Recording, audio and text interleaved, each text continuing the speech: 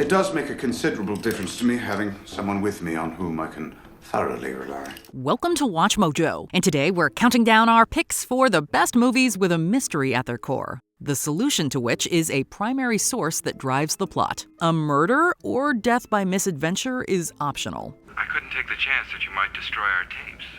You understand, don't you, Mr. Cole? Our tapes have nothing to do with you. Number 30, Gosford Park. One of Robert Altman's last films, Gosford Park is a brilliant ensemble murder mystery set in 1930s England. Mary! So what's the gossip in the servants' hall? Nothing, milady. An upstairs-downstairs mystery, Gosford Park is a satirical poke at class structures with a classic whodunit twist. Altman's deft direction immerses viewers in the intersecting lives of the characters, and the Oscar-winning script offers biting social commentary. Tell us about the film you're going to make. Oh, sure. It's called Charlie Chan in London. It's a detective story. Set in London. Well, not really. Most of it takes place at a shooting party in a country house, sort of like this one.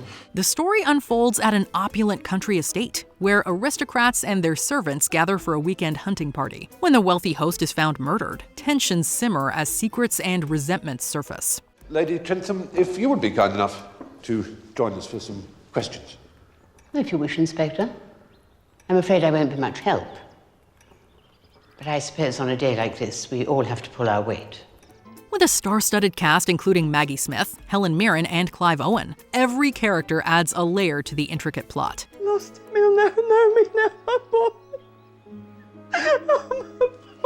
Oh, at least your boy's alive.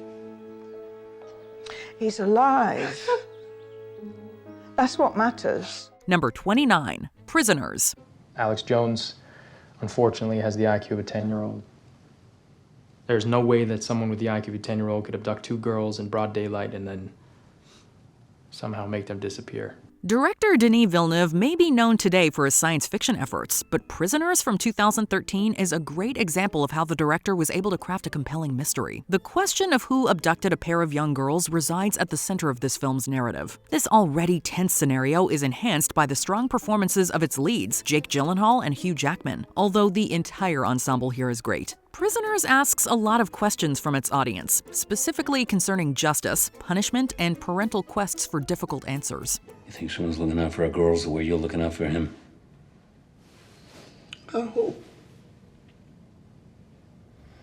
It's been 5 days now, man. We're running out of time. The journey is more than worth this weighty subject matter, however, making Prisoners a film that you'll likely not soon forget. You're saying that the girls are still out there somewhere. How did Bob Taylor get those clothes? How did the parents positively ID those clothes? Number 28, Minority Report. Why'd you catch that? Because it was gonna fall. You're certain? Yeah, but it didn't fall. You caught it. It's clear that Steven Spielberg has always been interested in the intersection of conspiracy and sci-fi. One of his first films, Close Encounters of the Third Kind, introduced audiences to mysteries hidden in plain sight. Years later, Minority Report took his vision further. Spielberg presents us with a high-tech dystopia where pre-crime officers arrest people before they can commit crimes. Tom Cruise stars as John Anderton, a dedicated cop who suddenly finds himself the system's target. Anderton's flight from the law is replete with the action-heavy sequences we've all come to associate with Tom Cruise. So, the film also deftly explores themes of free will versus determinism, casting doubt on the seemingly infallible technology controlling society. If you don't go through with this, my family gets nothing. Okay? You're supposed to kill me. You said you would. He? Who's he? Number 27, Soylent Green. This is very important. I can't help you. Forgive me. It's destroying me. What is? The truth. The truth Simonson told you? All truth. What is it? What did he confess? Soylent Green is that rare conspiracy flick that imagines a bleak future rather than focusing on the bleak present. It's a dystopian tale set in a 2022 with overpopulation, corruption, and environmental collapse. Grizzled NYPD detective Robert Thorne, played by Charlton Heston, investigates the murder of a wealthy businessman tied to the powerful Soylent Corporation. Thorne's search for answers uncovers shocking truths about the world's food supply. Edward G. Robinson's moving performance as Thorne's wise, world-weary friend Saul adds a much-needed human touch, a contrast from the bleak universe of the movie. I know. When you were young, people were better. Oh, nuts. People were always rotten. And the world was beautiful. Number 26, Shutter Island. What the hell, boss? I'm your partner, for Christ's sake. We just met, Chuck. You've been on the beat for a long time. You got a duty, you got a career. What I'm doing, it's not exactly by the book. This film from Martin Scorsese has, depending upon who you ask, one of the most successful or predictable twists in mystery history. Thankfully, the execution here is tense and stylish enough to make the entire viewing experience worthwhile. Actually, make that multiple viewing experiences, because those that don't pick up on the twist will adore catching all the signals during round 2. Don't you get it? Everything you were up to, your whole plan, this is a game. All of this is for you. You're not investigating anything. The premise of a mysterious remote mental hospital is a creepy one. Shutter Island delivers all of the disturbing and compelling imagery we'd expect from Scorsese's journey into this genre. Listen, Rachel Solano didn't slip out of a locked cell barefoot without any help. I think she had a lot of help. Maybe Paulie's sitting up in his mansion right now, rethinking his whole attitude. Number 25, Gone Baby Gone. You ever investigated an abduction before? I think Mr. McCready was hoping we could help with the neighborhood aspect of this investigation, the people, you know. How old are you?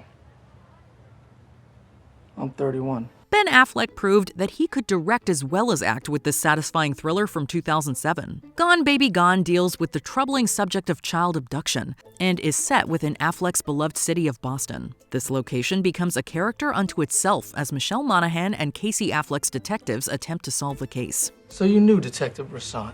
It's not like we were best friends. But you lied. Why'd you call Remy? He's a cop. That's not why you called him, Lionel. An outstanding supporting cast assists along the way, one that includes Morgan Freeman and Ed Harris. Critics also seem to approve, since one Dutch reviewer even remarked how this adaptation of the Gone Baby Gone novel was superior to its source material. You know, if Amanda dies because of this, I won't have to hold it against you.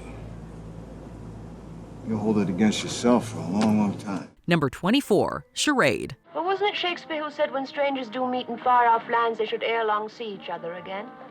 Shakespeare never said that.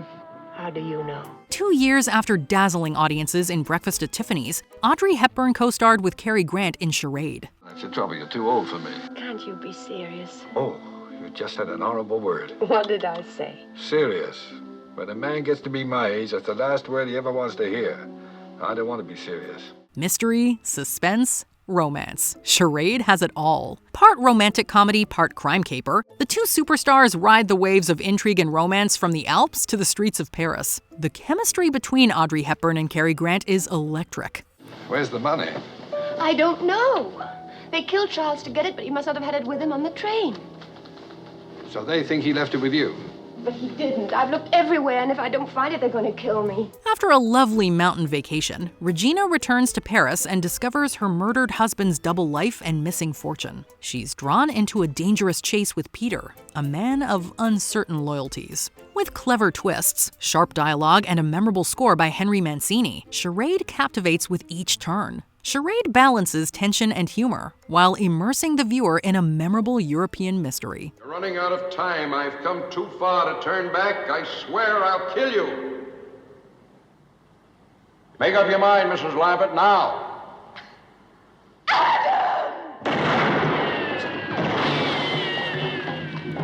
Number 23, Memories of Murder. 뭔 사진을 들여다보고 있냐, 작품만 날아가시지. 얘들 얼굴을 다 보다 보면은 어느 순간에 감이 딱 와. 직감적으로. Before Parasite, Snowpiercer, and The Host, South Korean director Bong Joon-ho gave us Memories of Murder. The 2003 crime drama is based on a real-life string of murders dating from 1986 to 1994. Set in a rural town plagued by a series of brutal killings, the film follows two detectives, an overwhelmed local cop and a big city detective from Seoul. The duo clash as the case grows more complex and elusive. The humor and bleak atmosphere help highlight themes of societal anxiety, corruption, and the tragic futility of justice. 뭐야 이거? 지금 라디오야? 방송 지금 나오고 있나? 네, 생방송.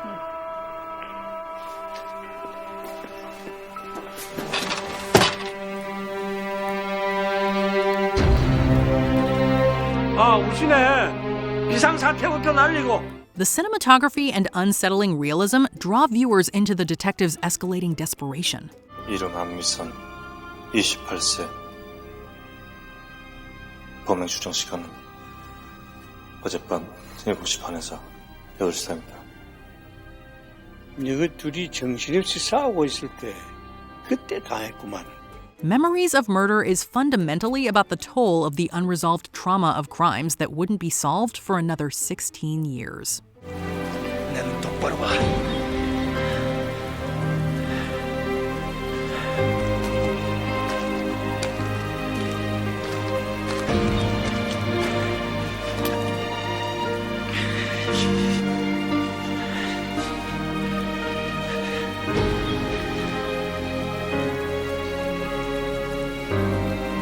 Number 22, Clue. May I introduce you? Mrs. White, this is Yvette, the maid. I see you know each other. Who says a murder mystery has to be dark and ominous? This film, based on the classic board game and featuring a Who's Who ensemble comedy cast, brings out the lighter side of murder when anonymous guests at a dinner party realize that Mr. Body has invited them all because he has access to their darkest secrets. I demand to know what's going on. Now, why have we all been dragged up here to this horrible place? Well, I believe we all received a letter. My letter says it will be to your advantage to be present on this date because a Mr. Body will bring to an end a certain long-standing, confidential, and painful financial liability. Faced with blackmail, one of the guests takes the opportunity to murder him while the lights are out. Now!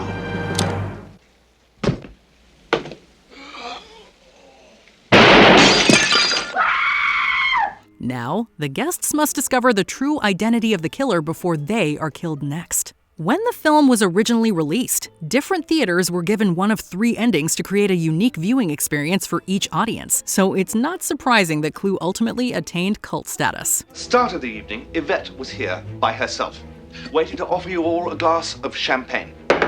I was in the hall.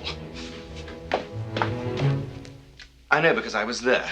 Number 21, The Long Goodbye. Sit down! Sit down, Mr. Marlowe. Don't dirty up my joint. Sit down right here. Director Robert Altman was one of the fresh new faces redefining the film industry during the 1970s. His adaptation of Raymond Chandler's The Long Goodbye helped usher in the era of neo-noir crime films. Didn't he tell you where he was going? No, we're usually not speaking when he leaves. How long's he been gone? Almost a week. A week? Weren't you worried? I mean, waiting a week before you call somebody to find your husband. What's you implying, Mr. Marlowe? Eschewing the high-key dramatic lighting for a more realistic look, Altman brings murder into the light of day. Altman's loose, improvisational style injects fresh vitality into the classic hard-boiled detective tale. Elliot Gould stars as P.I. Philip Marlowe. Listen, Harry, in case you lose me in traffic, this is the address where I'm going. You look great. Harry, I would straighten your tie a little bit. Unlike Humphrey Bogart's take, Gould's Marlowe is a laid-back yet sharp-witted detective navigating a labyrinth of deceit. With its unpredictable characters, haunting score, and layered storytelling. Do you think it's funny? To steal $355,000 from Marty Augustine? Jack, let me see that knife. Oh, with pleasure, Marty. Give it to me. The Long Goodbye blurs the lines between friend and foe, good and evil. The hell, nobody cares. Yeah. Nobody cares but me. Well, that's you, Marlowe.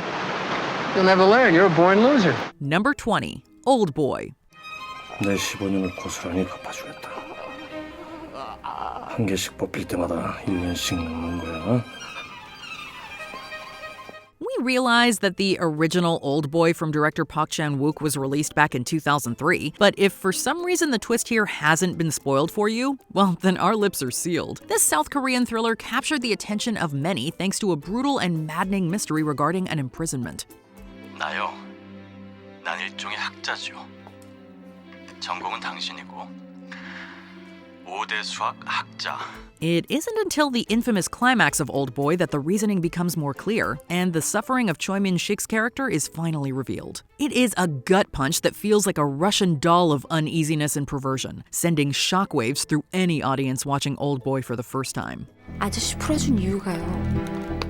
복수한다고 막 미쳐서 다니는 꼴이 재밌어서 그런 거 아니었을까? 죽을 때까지 안 가르쳐주면서 죽을 때까지 골려먹으려고. Number 19, JFK. But rather than admit to a conspiracy or investigate further, the Warren Commission chose to endorse the theory put forth by an ambitious junior counselor, Arlen Specter, one of the grossest lies ever forced on the American people. We've come to know it as the magic bullet theory. The truth behind the JFK assassination has fascinated conspiracy theorists for decades. 30 years after Kennedy was assassinated, Oliver Stone directed JFK, an in-depth and fictionalized look at the investigation. Kevin Costner stars as New Orleans District Attorney Jim Garrison. As he investigates the assassination of President John F. Kennedy, Garrison is forced to question the official narrative. Stone's use of documentary-style footage, flashbacks, and stylistic cinematography pulls viewers into a whirlwind of evidence, suspicion, and paranoia. A fictionalized scene where Garrison speaks with an inside man, X, leaves the viewer wondering who inside the U.S. government may have been involved. Well, that's a real question, isn't it? Why?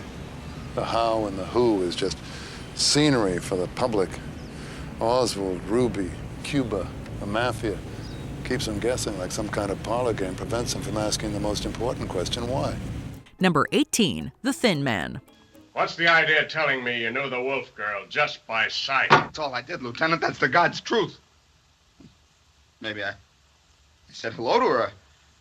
How are you? Something like that when I saw her, but that's all I did, Lieutenant. That's the truth. The fiction of Dashiell Hammett has laid the groundwork for countless noir and mystery films in his wake. The Thin Man was just one of Hammett's stories to be adapted to the silver screen, while remaining one of the best from a pre-code era. Hammett's penchant for spaghetti-tied plot threads and hard-boiled dialogue is intact here in The Thin Man. We hear this is getting to be sort of a meeting place for the Wynant family, so we figure we'll stick around just in case the old boy himself should show up. And we see this bird sneak in, and we decide to come up. And lucky for you, we did. Yes, I might not have been shot. The fact that normal people just don't tend to speak the way Hammett writes them is inconsequential because audiences will be too busy admiring the film's balancing act of comedy and mystery. The dinner party sequence in particular is essential viewing, both for mystery buffs as well as for those who wish to seek out pre-code Hollywood greatness. The murderer is right in this room, sitting at this table. You may serve the fish. This table. Eat something, you fool. Number 17, Memento. Teddy. Don't believe his lies. He is the one. Kill him. From the critically acclaimed Christopher Nolan, Memento is one of the director's most ambitious departures from the traditional narrative structure. The neo-noir film follows the journey of Leonard, a man searching for his wife's killer despite his anterograde amnesia. John Edward Gamble. This guy told me his name was Teddy. Unable to form new memories, Leonard must utilize a system of photographs and tattoos to keep track of the clues he gathers. Dodd, put him on to Teddy or just get rid of him for Natalie.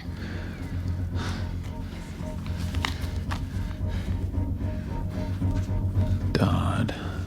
Chronological black and white sequences give the audience the background leading up to the murder, while color sequences follow the murder in reverse chronological order. The effect is a masterfully complicated story that keeps the audience on the edge of their seats until the separate portions meet at the end and make Memento a truly unforgettable flick.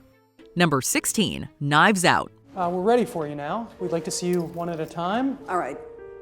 I'll go first. I'm assuming this will all be wrapped up before the memorial tonight. Brick director Rian Johnson breathes new life into the Agatha Christie-style whodunit with Knives Out. When wealthy crime novelist Harlan Thrombey is found dead, every member of his eccentric family becomes a suspect. Enter Benoit Blanc. We did not get into it. I'm just trying to get an accurate impression. Holland took you aside at the party. When you returned, you were chastened. What did Holland say to you? A charmingly unconventional detective played by Daniel Craig. Armed with a sharp eye for deception, Blanc expertly unravels secrets, motives, and alibis. The pacing keeps the mystery engaging and unpredictable, with witty dialogue and vibrant characters keeping the audience glued to their seats. Mr. Hugh Ransom Drysdale, you might tell us all why you hired me. Why I hired you? The film's success paved the way for Glass Onion, a sequel that leans into Blanc's silliness as he untangles new puzzles on a billionaire's secluded island. It's like putting a loaded gun on the table and turning off the lights. Number 15, The Manchurian Candidate. I wanted a killer from a world filled with killers, and they chose you. Because they thought it would bind me closer to them. Long before solving mysteries as crime writer Jessica Fletcher, Angela Lansbury was at the center of a mysterious conspiracy in The Manchurian Candidate. The film follows Raymond Shaw, a Korean war hero. Thanks in no small part to his mother, played by Lansbury, Shaw is unknowingly programmed to become an assassin in a communist conspiracy. Frank Sinatra stars as Major Bennett Marco, investigating the sinister forces controlling Shaw. The Manchurian Candidate presents a labyrinthian tale of mind control, deceit, and political machinations. The film is a Cold War classic, a deep dive into the world of power, influence, and manipulation. You ought to forget everything that happened at the senator's house. Do you understand, Raymond? You'll only remember it when I tell you so. You ought to forget about it. Do you understand? Yes, sir. Number 14, The Third Man. Had a bit of a shock, haven't you? You could do with a drink. Could you buy me one? I haven't got any Austrian course, thanks. In the aftermath of World War II, Vienna was a hotbed of political and criminal intrigue. That is the backdrop of The Third Man, easily one of the greatest film noirs of all time. The film begins by following American writer Holly Martins, a new arrival searching for his old friend Harry Lime. He's devastated to learn that Harry has apparently died under suspicious circumstances. There was a third man there. I suppose that doesn't sound peculiar to you. I'm not interested in whether a racketeer like Lime was killed by his friends or by an accident. The only important thing is that he's dead. But Lime was no angel, and his murky past immediately pulled Holly into a dangerous criminal game. As Holly investigates both Harry's mysterious life and even more mysterious death, he is thrust into Vienna's black market underworld. With striking cinematography, angular shadows, and Anton Karas's zither score, The Third Man creates an atmosphere that is as thrilling as it is unsettling.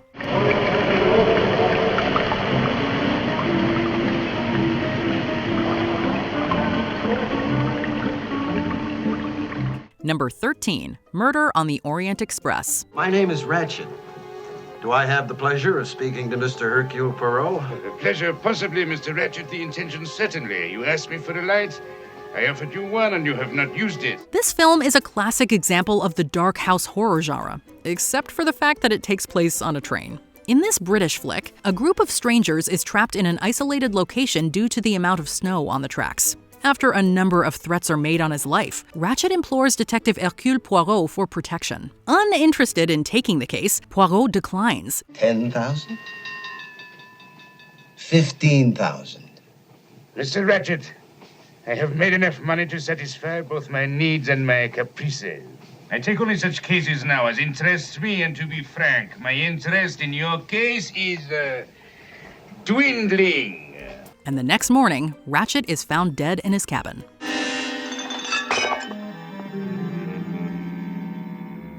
Touch nothing. With the murder on his conscience and a train full of passengers, Poirot must figure out who murdered the well-to-do businessman. And the result is a stylish and entertaining flick. I think the police at Brad would prefer the simplicity of the first solution. Number 12, Who Framed Roger Rabbit? I just don't believe it. I won't believe it. I can't believe it. I shan't believe it. Believe it, kid. I took the pictures myself. She played patty cake. Bugs Bunny meets Mickey Mouse in Who Framed Roger Rabbit, a groundbreaking blend of live action and animation. Aw, poor fella. Yeah, ain't I a stinker? Set in a dazzling 1940s Hollywood where tunes and humans coexist, Roger Rabbit is a murder mystery the whole family can enjoy. The story follows down-on-his-luck detective Eddie Valiant, played by Bob Hoskins. Valiant harbors a not-so-subtle bigotry towards tunes. That complicates matters as he is reluctantly drawn into a mystery involving Roger Rabbit, a zany tune accused of murder. What begins as a simple case of infidelity explodes into a plot involving corruption, greed, and the fate of Toontown itself. Not my Jessica! Not patty cake! This is impossible! I don't believe it! The film's innovative visual effects wowed audiences and set a new standard for blending animation with live action. That was a pretty funny dance you did for the weasels. Do you think your days of being a sourpuss are over? Only time will tell. Yeah, well, put it there, pal. Number 11, The Fugitive. Put that gun down! Now! Hands up! Over the head! Turn around! The time just seemed to be right back in the early 90s for this classic 1960s television program to receive a silver screen update. Thankfully, The Fugitive boasts Harrison Ford in the lead as Richard Kimball, a man who is set up for the murder of his wife. The original series was one of the first narrative-driven TV programs to receive a proper payoff and finale. Meanwhile, screenwriters David Toohey and Jeb Stewart successfully update the premise of The Fugitive for the 90s. Officer, there's a man in a blue top coat waving a gun and screaming. And a woman. Stop that man! He's a U.S. Marshal! Let him go! He's a U.S. Marshal! Let him go! Let him go! Co-star Tommy Lee Jones is particularly memorable as the U.S. Marshal who's obsessed with bringing in Kimball. Guilt or innocence be damned. You said, I don't care. He's on the south side. Yeah, Richard, that's right. I don't care. I'm not trying to solve a puzzle here. Well, I am trying to solve a puzzle. 5 seconds location. And I just found a big piece. Number 10, All the President's Men. The story is dry. All we've got are pieces. We can't seem to figure out what the puzzle is supposed to look like. The 2017 film The Post captures the Washington Post's bold decision to publish the Pentagon Papers, a classified history of America's involvement in Vietnam. That battle was only the paper's first skirmish with Nixon. All the President's Men masterfully chronicles the real-life investigation by Post reporters Bob Woodward and Carl Bernstein. With meticulous attention to detail, the film immerses viewers in the reporting process. From painstaking research to late-night calls, the depth of the conspiracy behind Watergate is slowly revealed. The viewer is immersed in the hunt for truth. Each scene drives home the stakes of holding power accountable, crafting a suspenseful, enduring tale of dedication in the face of corruption. How much do you need to know? You trust him? Yeah. I can't do the reporting for my reporters, which means I have to trust them. And I hate trusting anybody. Number 9, The Silence of the Lambs. Good morning. Dr. Lecter, my name is Clarice Starling. May I speak with you? You're one of Jack Crawford's, aren't you? I am, yes. May I see your credentials? In The Silence of the Lambs, Jodie Foster stars as Clarice Starling, an FBI recruit caught between 2 serial killers. If you didn't kill him, then who did, sir? Who can say? Best thing for him, really.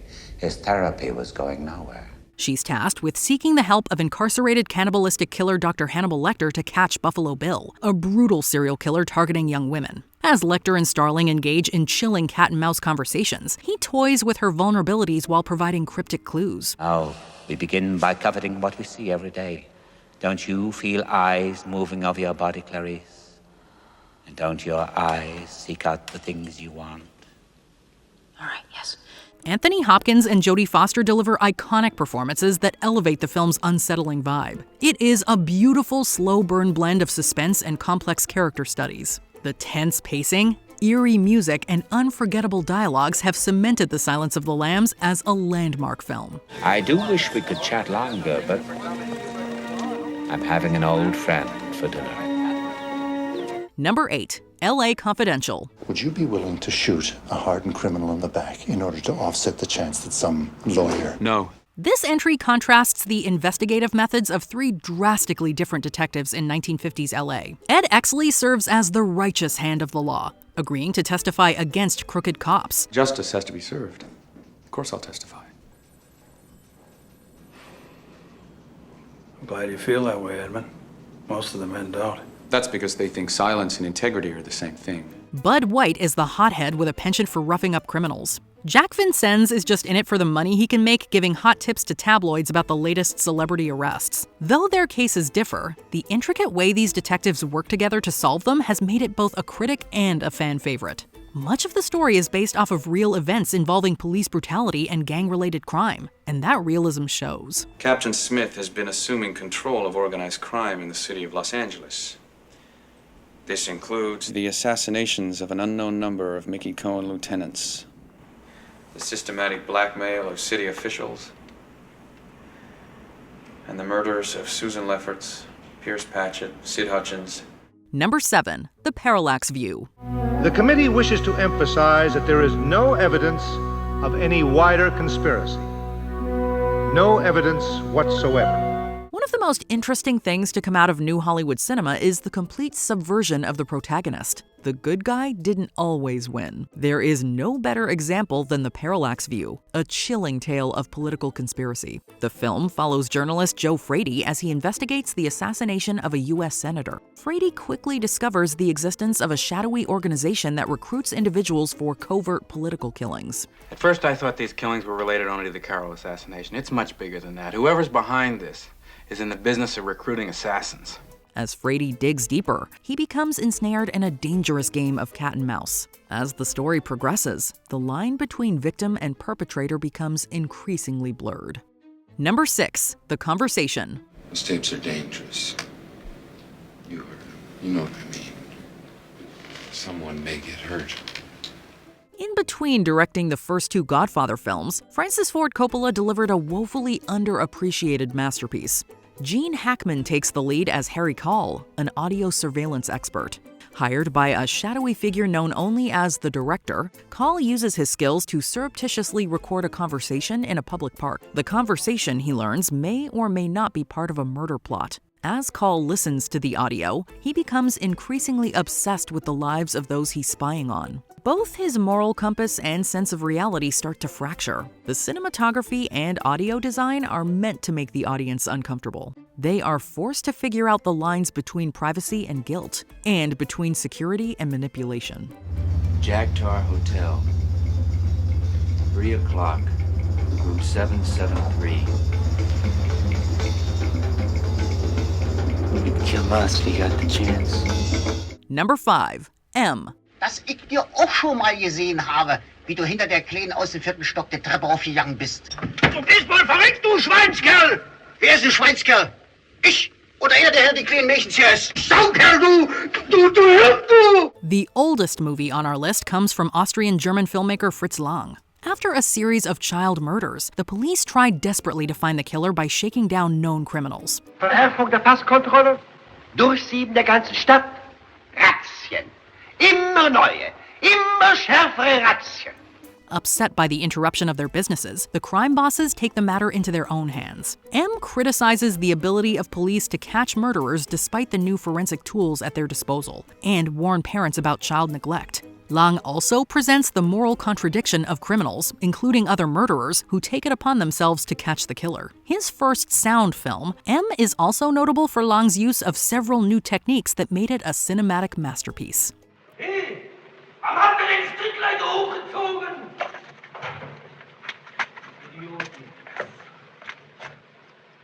Number 4. Zodiac. Is it me? Or does that look like a gun sight? Today's August 1st.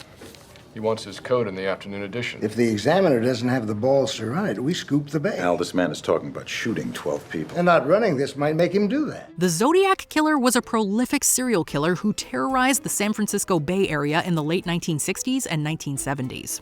Seven and the Girl with the Dragon Tattoo director David Fincher depicts the chilling and meticulous exploration of the hunt for the killer. The story follows a trio of obsessive figures: a cartoonist played by Jake Gyllenhaal, a reporter played by Robert Downey Jr., and a detective played by Mark Ruffalo. I'm gonna need elimination prints from your staff. Is anyone here didn't touch this letter? The three men delve into the killer's cryptic messages and brutal crimes, trying to crack his ciphers and get into his head. Each becomes increasingly consumed by the search for the truth. Fincher's direction brings a slow-burning tension to every frame. It is, at its core, an atmospheric tale of obsession. Darlene Farron worked at the Vallejo House of Pancakes on the corner of Tennessee and Carroll. Arthur Lee Allen lived in his mother's basement on Fresno Street. Door to door, that is less than 50 yards. Number 3. Vertigo.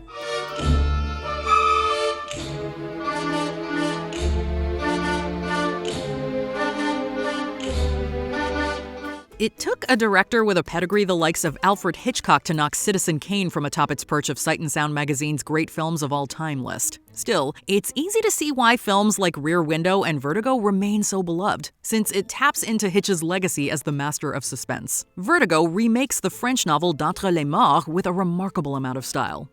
Well, it's a cinch. Here, I look up, I look down. I look up, I look down.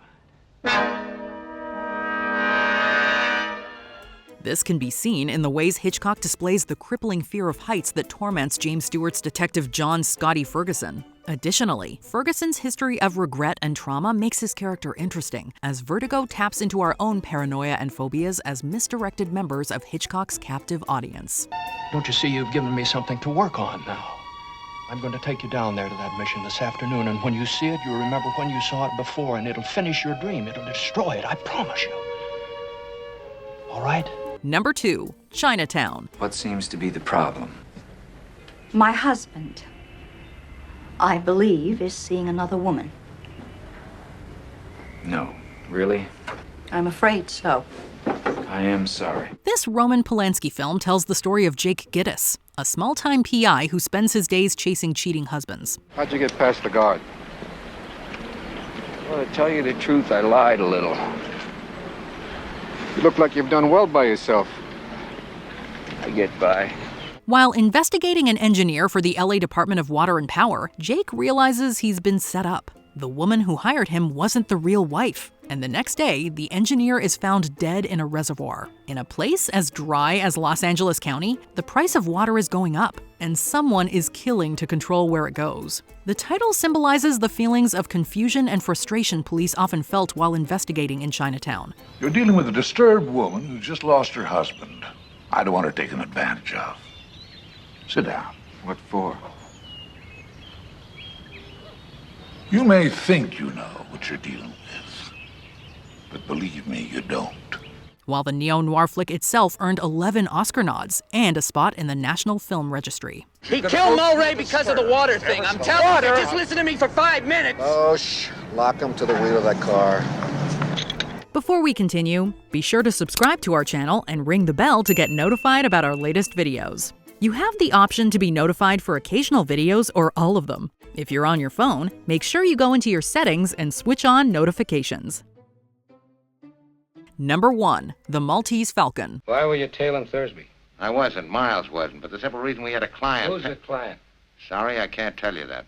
Be reasonable, Sam. Give us a break, will you? The Maltese Falcon isn't just the best whodunit movie. It's also arguably the most important one, alongside 1946's The Big Sleep. Approached by a beautiful bombshell to find her missing sister, Detective Sam Spade quickly finds himself in a complicated murder plot with a priceless Falcon figurine in the middle.